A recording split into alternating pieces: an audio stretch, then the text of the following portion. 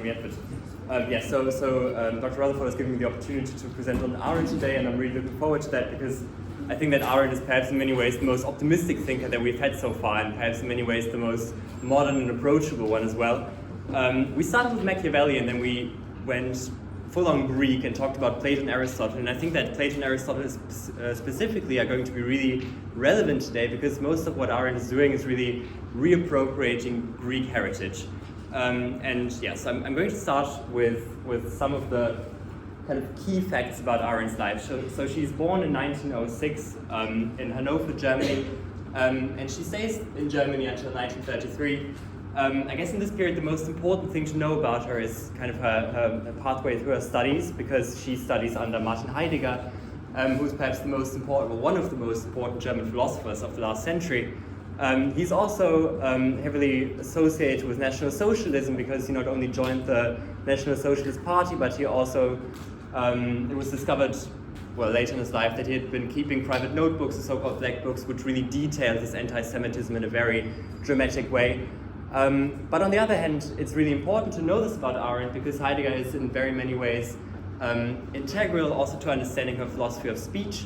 Heidegger is very much, or he's keenly aware of the fact that the way that we understand the world is always through language, right? And that's something that we're still very much aware of today. We have whole debates over how we should call things, specifically because we have this philosophical knowledge of the fact that the words that we use to describe the world are in many ways the way that we also perceive the world, right? And that's something that Arendt takes from Heidegger, but I think that what will kind of emerge throughout the presentation is that that Arendt appropriates this, but she gives it a very different spin, a much more freeing spin, a much less fatalistic spin. So she studies under Heidegger, and then after that, she writes a dissertation on St. Augustine. After that, she's then forced to flee. She's briefly captured by the Gestapo, held in captivity for 8 days, but she befriends the Gestapo officer that caught her basically, and then she's able to escape this captivity. And she flees first to France, where she then meets her second husband, who also introduces her to political thinking. And when the Germans then invade France as well, she's once again captured, this time by French authorities, kept for another month, and she's then able to escape again, and she actually manages to get a visa to go to the United States, where she then starts writing the central contributions that we are aware of today. I want to focus here only on three. She's a prolific writer. She's written lots and lots of things, but the three things that we're gonna, perhaps the three things that everybody kind of knows her best for are firstly, the origins of totalitarianism. We're not really going to talk about that today too much, just at the end a little bit, but this is a book that's really very much draws on her own experiences of totalitarianism in National Socialist Germany, but it also at the same time criticizes the communist regime in under Stalin, right? And so it's an extremely interesting book because what she does is really get towards the kind of the ideological substructure of any totalitarian system and describe the terror that's inherent in any kind of logical system that describes the world in one particular way, and that then reduces everything and everybody to this particular way of understanding the world. The text that we're focusing on today is The Human Condition. I'm going to say a few more introductory words about that in the next slide, so I'm going to jump over that. The other one that is really important, if you're going to Google Hannah Arendt now, you're probably going to hear about this phrase, the banality of evil, which is really quite an interesting phrase. And she develops this in this book called Eichmann in Jerusalem. The key point here is that Arendt went to Jerusalem in order to attend the trial of Eichmann, and Eichmann was one of the kind of managers of the Holocaust, right? He's the one that basically was responsible in many ways for the kind of bureaucratic dimension of the Holocaust. And this caused kind of an uproar when Arendt described this in terms of the banality of evil, because what she was saying was that this man wasn't really deeply horrible in this kind of metaphysical, satanic way, but she was saying that he was basically like a moron. That was kind of the idea. She was saying that he's like an idiot that wasn't really, he didn't really have a full, capacity for evil is the wrong word, but he didn't have a full-on philosophy of evil. He was just perpetrating these massively horrible things, but in a way that was unthinking, right? And so she basically said in the Origins of Totalitarianism that totalitarian regimes are based on this kind of deeply horrible and satanic kind of substructure. But in the case of Eichmann, she said that he was able to perpetrate the evils associated with that in a very unthinking kind of way. And so she got famous partially also for this kind of notion of the banality of evil. Then in 1964, I think this is, if you want to see some kind of footage of her, I've got the link here as well. You can check this out later in your own time. There's a really interesting kind of 1.5 hour interview of her, which is English subtitles, and she describes in, I think, a very approachable kind of way her life story and all of her experiences. So I would recommend just giving this a view in your own time if you're interested. Okay, and then she died in 1975, and yeah, I think that's like all we need today. So the book that we're focusing on now is The Human Condition, and I guess just in terms of introduction, what's important here is that Arendt is saying there's something that's gone wrong about modernity, right? There's something in the way that we structure our political systems and our political being today that is in some way wrong, right? Something's gone wrong. And well, I'm trying to lay this out, but the key argument here is that something has gone wrong economically, because all that we're ever doing in politics now is in a sense orienting ourselves towards an economic imperative. We're trying to maximize profits, but we don't do this in this kind of communal way where we discuss with one another and we have ideas and we share them, etc., etc. But on the contrary, what we are doing is basically just guiding allowing our entire political life to be guided by the imperative of necessity, right? And the way that Arendt suggests that we get out of that is by reappropriating part of the things that we have been talking about in the previous 2 weeks. Specifically, she has a very deeply Aristotelian thrust. And what that means is that she wants to reestablish what she thinks of as the public sphere, what in Aristotle emerges as the polis, right? She wants to reappropriate these spaces where we're able to communicate with one another. And then on the other hand, she wants to emphasize what she thinks of as individual speech and action. So she we'll see that she argues that it is only when we individually talk to one another that actually anything worthwhile happens in politics, right? And so everything that follows now is basically spelling out this kind of basic idea that something's gone wrong in modernity, and the way that we fix that is by returning to kind of Greek, specifically Aristotelian understanding of politics. One thing that she definitely negates is the Platonic understanding, right? And so I'll try and get into that. She negates what we read 2 weeks ago, concretely this notion of getting towards the forms, towards some kind of higher understanding, right? She thinks that this is not political enough because it doesn't allow for individual interaction, but it's really just focused on philosopher kings. Okay, so that's the introduction. I think I'll just jump right into it now. So this first argument now, in the second section, it's really just about spelling out how it came to be that what used to be the polis, the place that people talk to one another, is now no longer the polis, but what Arendt calls the so-called social. She argues that that something's gone wrong throughout the history of the relationship between the private and the public, where at the end of the process we no longer have a clear separation of the political and the private, right? But it's all kind of condensed into one and the same thing, which she calls the social, right? And I will spell this out now individually. So the first of these is kind of this distinction between the private and the political in antiquity. Last week we read Aristotle, and in Aristotle there was this kind of idea that the first thing that you need to do is establish a household. And once you've established a household and you're then a citizen, you're able to enter into political life, right? You're able to enter as a citizen into the polis. Of course, in Aristotle, this was still tied to the notion of slaves and or the inferiority of slaves and women. But what Arendt is really trying to point to here is that in antiquity there's this massive gulf, right? It's not the same thing between what the private sphere is, the things that are really that just pertain to what you do in your own time, basically, and the polis. And what concretely distinguishes that is that in the private sphere you're driven by necessity. the private sphere is really where you are trying to survive, where you are trying to create the means of economic subsistence. Once you enter into the political life in antiquity, you're no longer in this kind of domain of necessity. You're no longer driven by hunger. You're no longer driven by the need to have a roof over your head. People who engage in politics are not worried about the fact that they have to, gather money in order to survive, and they're not worried about, the next 2 years and how am I going to finance something, all of this, right? The realm of necessity is entirely excluded from political life in antiquity. And that's why the citizen in in antiquity will rise up from this kind of dark sphere of the private sphere into the political sphere.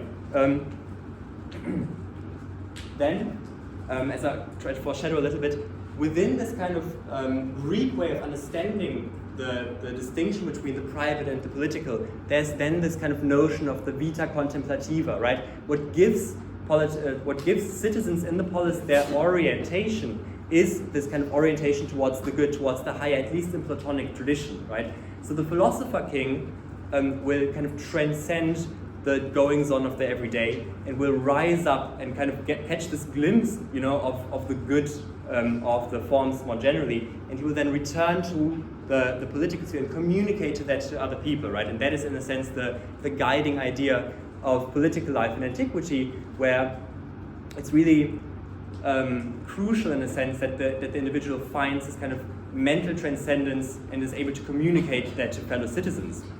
And as we will see now, Arendt wants to re-establish this kind of gulf between the two spheres, but she does not want to re-establish the focus on vita contemplativa. She does not think that it's good if we just individually access the good in our own time, right, and then return to the polis, but she wants to say it's only when we do this collectively that actual politics come about.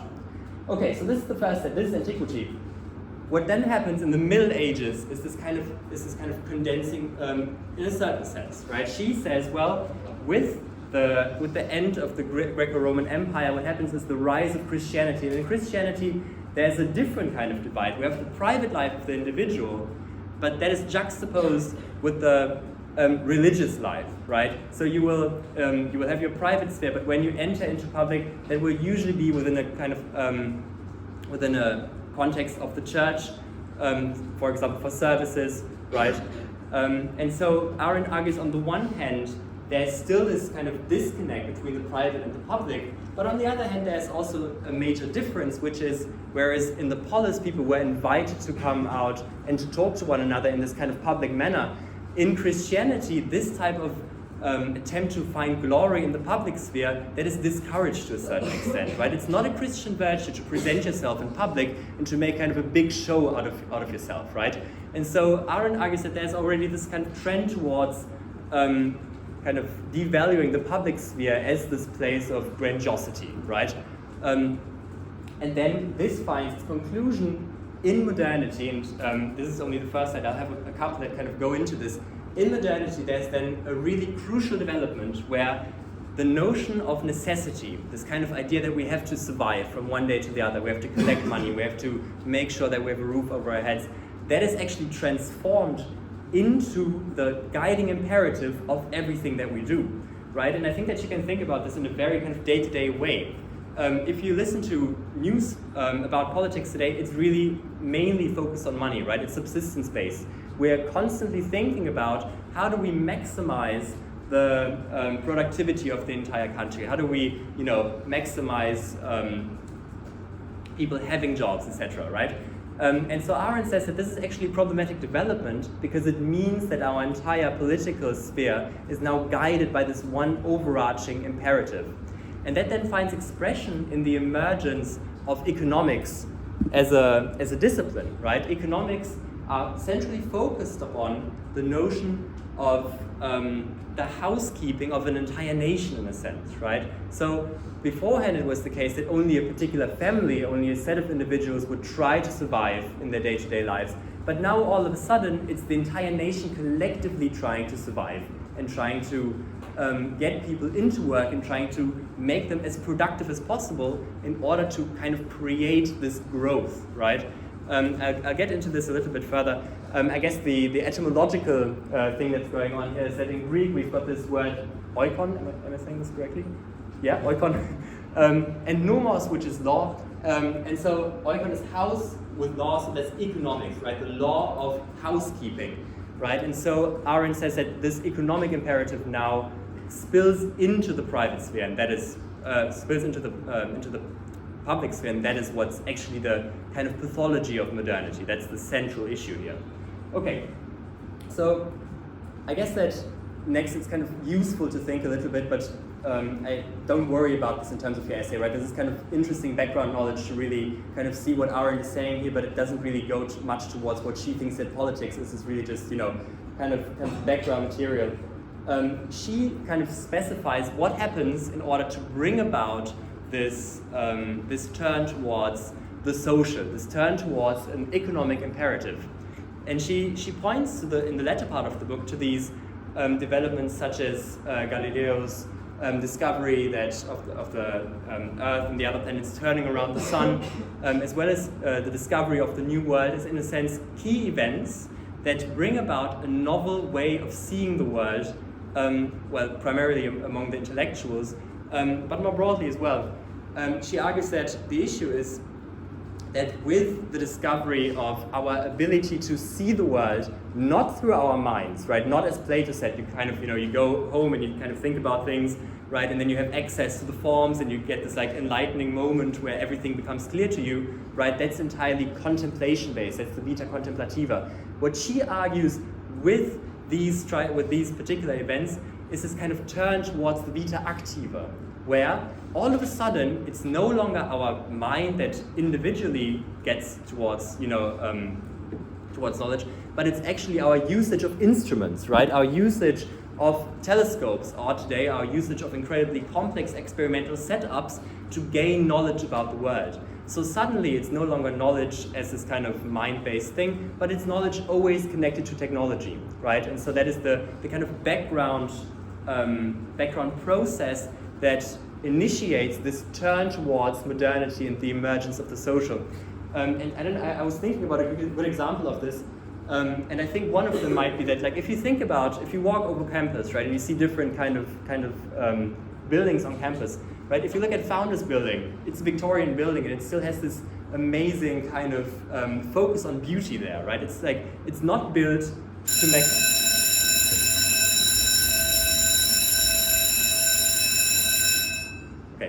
So it's not built to maximize like economic efficiency, right? It's built to be beautiful, and that is because it comes from a time where things were still oriented in a sense towards something transcendent, towards some kind of external or higher beauty, right? Victorian society is still incredibly Christian in a sense, even though the crisis of faith that then starts, it starts with the Victorians. But if you look at a modern building like McCrea, right? Arendt would say, well, what you can see there in the flesh, in a sense, is this extreme focus upon just radically focused upon just efficiency, right?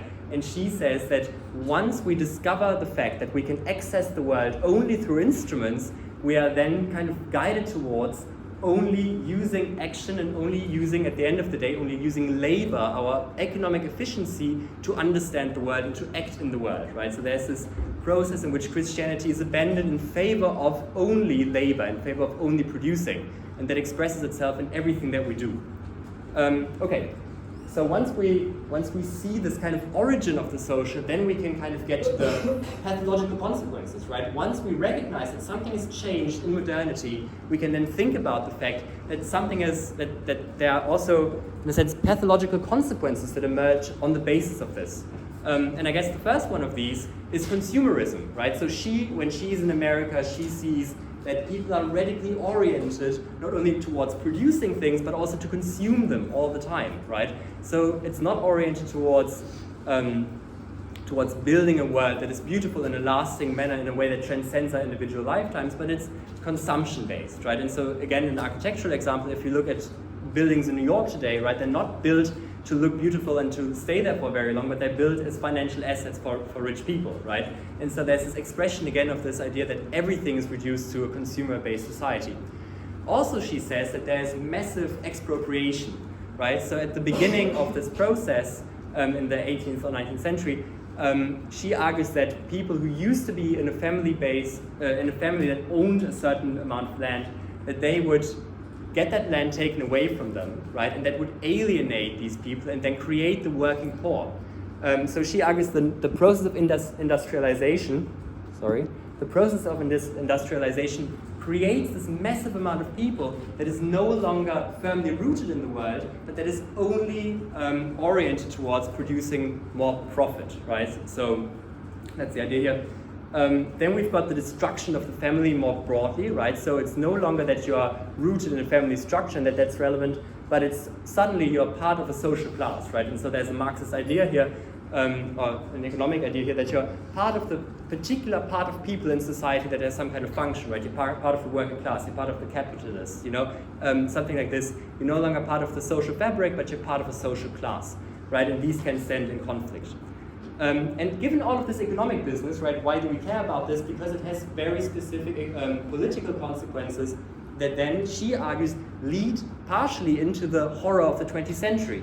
She argues once we've got all of this, once we've got enough people alienated, once we've got enough people that are poor, etc., once we've got all of that, then what happens is that the state is no longer an actual polis, an actual state that governs, but we get this kind of mass bureaucracy. People are no longer relate to each other individually, but they're only mediated in terms of behaviors, in terms of bureaucratic processes that in the end of the day lead to kind of conformism, right? So she argues that the pathology of modernity, this kind of emergence of the social, leads to an extreme type of conformism in which we're no longer able to dissent with one another, because whenever we dissent, we're in a sense going against the kind of production imperative of society.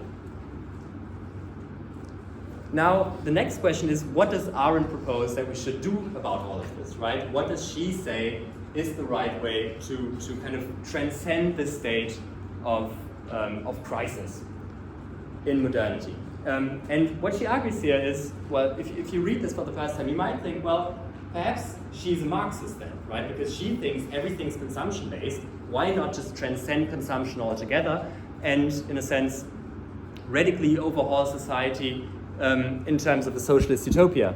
But the interesting thing about Arendt, where she's also quite where she's very individualistic, is that she negates this as well. She says what Marx does is, in a sense, the same kind of fallacy that is also present in neoliberal economics, right? He thinks that, firstly, we can aggregate interests in some kind of meaningful way, right?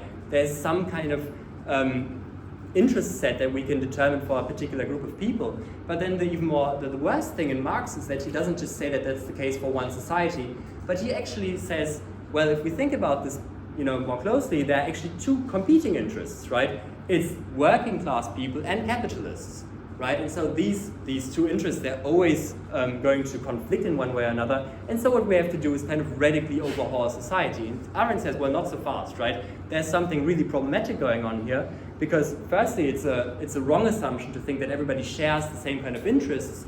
And secondly, there's this kind of deeply ideological thrust in assuming that you can then pit people based upon their group identity against one another, right? And so she spells this out more in The Origins of Totalitarianism, where she kind of points to the sense that in Marx's worldview, everything that happens in history is just kind of a reduction, right? People no longer emerge. It's just a statistical trend of economic forces going against one another, and then you can kind of forget about individual people, right? You can, in a sense, dispose of capitalists, right? Which happened under Stalin, right? And then you create millions of dead people just based upon this single Marxist assumption.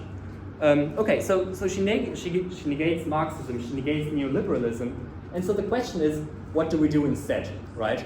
And here, I guess it's really important to kind of get this additional notion of the vita activa, right? So Arendt says the solution will lie not with Plato in thinking that we are kind of transcending our mind and going towards the forms, right? She says that the solution to the issues of modernity will still lie in the vita activa, but they're no longer, they're not to be found specifically in labor, like not in reproducing the life process, not in just working all the time. Nor, she says, is it that we craft objects, right? It's not sufficient that we start building nice buildings again, right? That won't work. What we need to do is return to what Aristotle described already in terms of this kind of immediate interaction between individual human being, and that's what she terms action, right? So action is this kind of term that she uses to describe the interaction of human beings through speech and action, specifically in the public sphere. And so we can spell that out a little bit more. So she argues that what needs to happen in modernity in order to kind of move beyond the rise of the social is the re-establishment of the public space, and then individual human beings speaking there. Why is it important that individual human beings speak there? I mean, that sounds kind of trivial if you first hear it, right? But there's actually something really important here. Because Arendt says, well, when you speak, when you say something in public, what you're doing is you're kind of disclosing your own being, right? In this notion of disclosure, there's this kind of Heideggerian terminology in there. Something opens up, right? So when you say something in public, you show your innermost being in this kind of public way. And Arendt says that's vitally important for the functioning of politics, right? If people no longer show their being, if all we do is, for example, think about which party does somebody belong to, what group does somebody belong to, we never get something new, right? And we'll get into the new bit in a second. She says only when we disclose our innermost being can politics work. And so this is incredibly individualistic, because she says, well, get your elbows out, shoulder yourself into the public realm and show yourself, right? It's kind of heroic in a sense. But then she doesn't say, well, go ahead and oppress everybody through your amazing being that you've just disclosed. But she says, get together with other people, and once you do that and you speak and act collectively, what you can then form are contracts, are promises to one another. And as soon as you form contracts and promises with one another, you have political power. That's the foundation of political power in Arendt. It's talking to one another in a way that establishes promises and contracts. And what's really important here as well is that she says that it's really important to have forgiveness, even in the public sphere. And that's that's strange. If you think about the way that we deal with politics today, there is no such thing as forgiveness, right? Somebody says something, even if it was 20 years ago, we dig it up and then we cancel them and then that's done, right? And Arendt would say, well, that's problematic, right? We need a kind of culture of forgiveness if we are going to act and speak in public. Okay, so this is the idea of the creation of the public space and speech and action therein. Of course, that kind of supposes that you have a place in the world, right? She doesn't say, abandon your jobs and just go and talk to one another all day, right? That's also not functional. She says, go and establish yourself in the world, and once you've done that, stop worrying about that in a way that will affect your political decision making, and then talk to one another, right? And I think it's important to go a little bit further into this as well, because she has this really compelling argument here concerning natality. And actually, I'm going to read a little bit of this because I think it's very, very important. So Arendt says, the miracle that saves the world, the realm of human affairs, from its normal, natural ruin, is ultimately the fact of natality, in which the faculty of action is ontologically rooted. It is, in other words, the birth of new men and the beginning the action they are capable of by virtue of being born. Only the full experience of this capacity can bestow upon human affairs faith and hope, those two essential characteristics of human existence which Greek antiquity ignored altogether, discounting the keeping of faith as a very uncommon and not too important virtue, and counting hope among the evils of illusion in Pandora's box. And then finally, it is this faith in and hope for the world that found perhaps its most glorious and most succinct expression in the few words with which the Gospels announce their glad tidings: a child has been born unto us. And so it's very strange, right? Arendt is Jewish, but at the end of her book, she tells an essential kind of Christian idea, right? The notion that a heroic birth can change the course of the world, right? And so she argues, in a sense, that in this kind of Christian message, there's something very vitally important for every one of us, right? She says, because each of you is, in a sense, born into the world as an individualized human being, right? Each and every one of you has something very important to add to the world. right? And so it's not okay if you just hide away and not talk to people, right? But you have to go into the public sphere and disclose your being through speech, right? And I guess that, of course, that kind of necessitates that you learn how to do that properly, right? So I guess it's like a self-help kind of thing, right? You need to learn how to articulate yourself and then go out into the world and manifest your being, because it's important for you to do that, because there's something special about you as an individual that the world needs in order to not be corrupted, right? And so there's this argument here that I think that like this natural ruin, like we will always be in a continuous state of crisis, and crisis is starved of only when individuals do that, right? Only when individual human beings stand against the tendencies towards downfall or towards degradation can there be a continual political process. Okay, so if we condense all of this down into like a very brief formula, then you can say, well, politics to Arendt is individuals attempting to assert themselves in the public domain through authentic speech and action, and then together gaining power and sovereignty through genuine promises, right? I think that this notion of authenticity is quite important here, because Arendt, quite the contrary to Machiavelli, wouldn't think that just saying anything will have good political consequences. She says, only if you say things in a way that you can actually follow up on, if you actually keep your promises, will politics work. As soon as people start lying or using violence specifically, so if they do that, then there's again a degradation of the state, a degradation of society, right? So it's only authentic speech and action among individuals in the public sphere that will actually produce desired results. And so I'm a little bit ahead of time here, but I think that's okay. I think that this also then has consequences in terms of what politics is not. Politics is not taking like a single imperative and then applying that to society. Politics is not saying, well, okay, we have to maximize growth, or we have to, liberate group XY, right? It's not that simple. We can't reduce everything down to one single thing. And she says in The Origins of Totalitarianism that that's always a danger whenever we have a coherent political philosophy. So she writes here, ideologies, impose upon the world at the same time a kind of super sense, which the ideologies actually always meant when they pretended to have found the key to history or the solution to the riddles of the universe. The curious logicality of all isms, right? Liberalism, conservatism, what have you.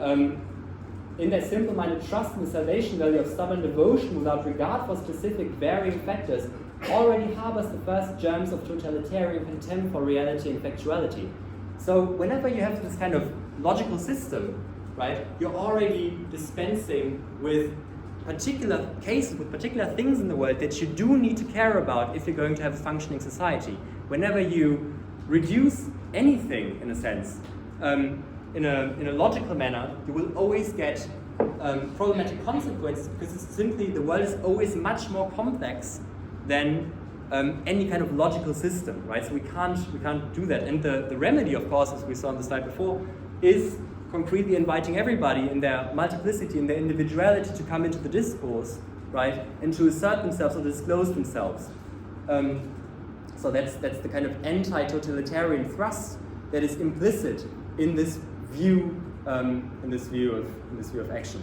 So I think let me just check the time. Yeah, I'm a little bit ahead of time, but yeah, I think I will leave that at that. I think that's okay. Wonderful.